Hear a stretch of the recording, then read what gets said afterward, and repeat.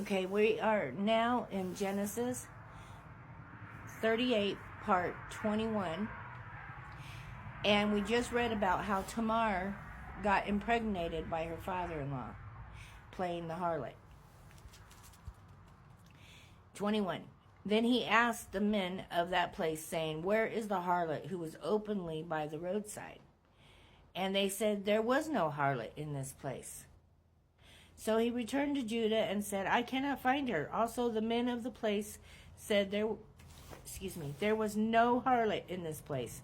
Then Judah said, "Let her take them for herself, lest we shamed. For her I sent this young goat, and you have not found her." And it came to pass about 3 months after that Judah was told, saying, "Tamar, your daughter-in-law, has played the harlot. Furthermore, she is with child by harlotry." So Judah said, "Bring her out and let her be burned."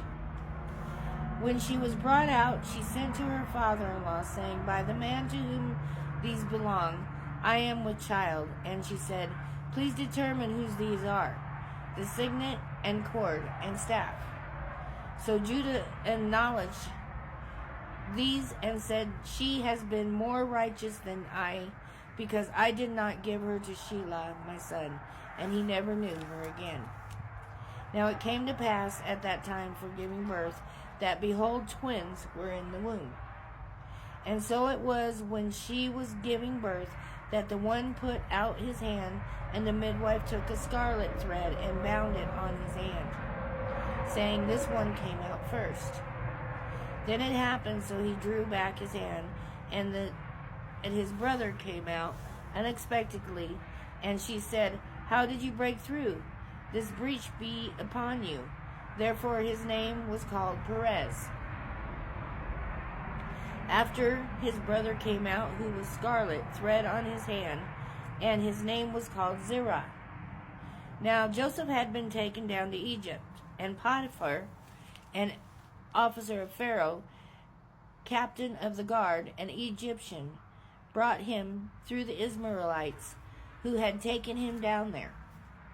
The Lord was with Joseph, and he was a successful man, and he was in the house of the master of the Egyptian.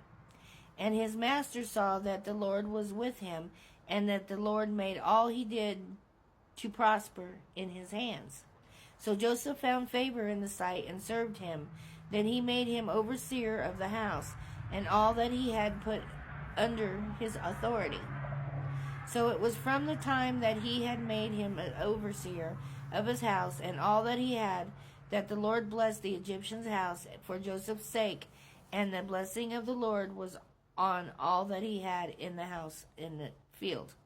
So it doesn't matter your circumstances. God can bless you, and he can bless those around you, including those you work for.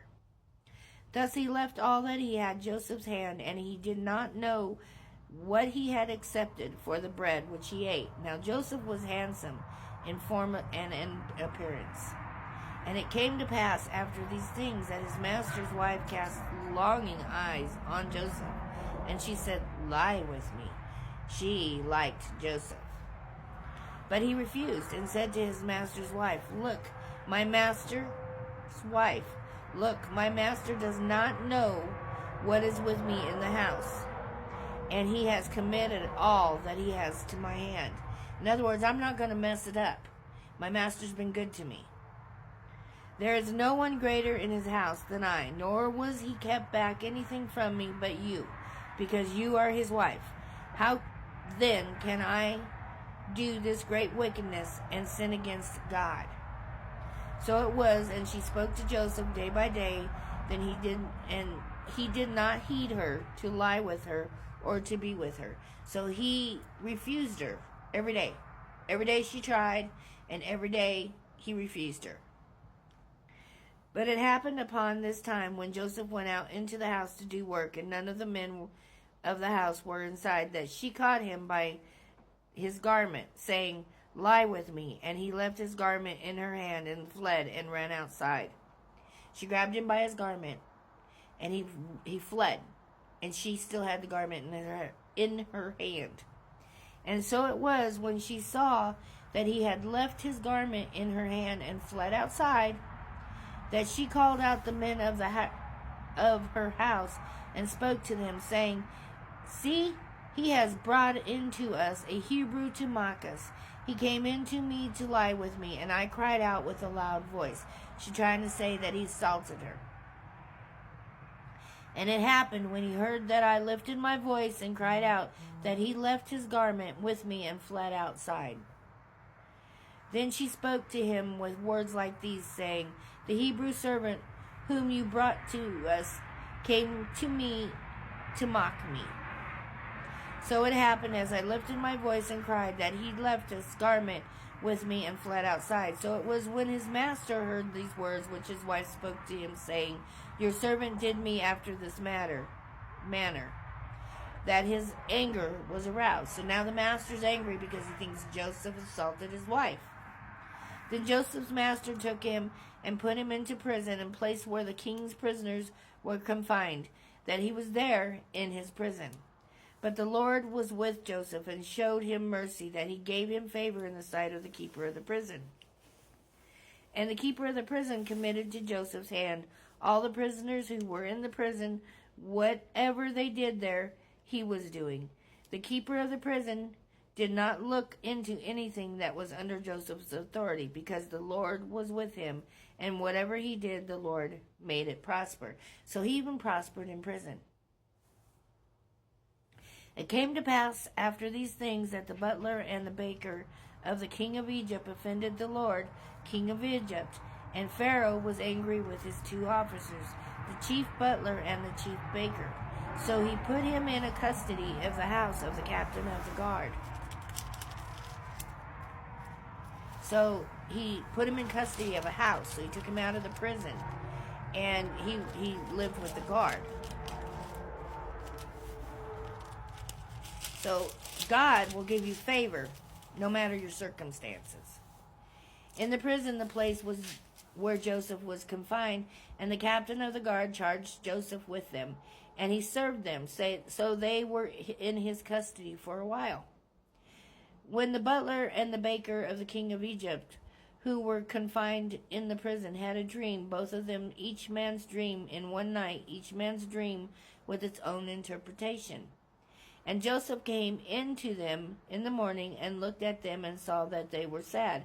So he asked Pharaoh's officers, who were in with him in the custody of his lord's house, saying, Why do you look so sad today? And they said to him, We each had a dream, and there is no interpreter of it. So Joseph said to them, Do not interpretations belong to God? Tell them to me, please. Then the chief butler told his dream to Joseph, and said to him, Behold, in my dream a vine was before me, and in the vine were 3 branches. It was as though it budded, its blossoms shot forth, and its clusters brought forth ripe grapes. Then Pharaoh's cup was in my hand, and I took the grapes and pressed them into Pharaoh's cup, and placed the cup in Pharaoh's hand. And Joseph said to him, This is the interpretation of it. The 3 branches are 3 days.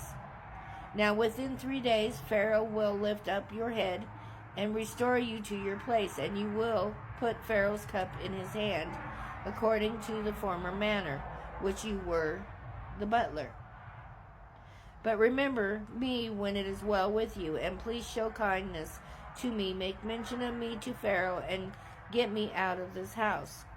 For indeed I was stolen away from the land of the Hebrews, and also I have done nothing here that they should put me into the dungeon. So he's asking them, because I interpreted your dream, please remember me when you end up back with the Pharaoh. Because I didn't belong here. I don't want to be here.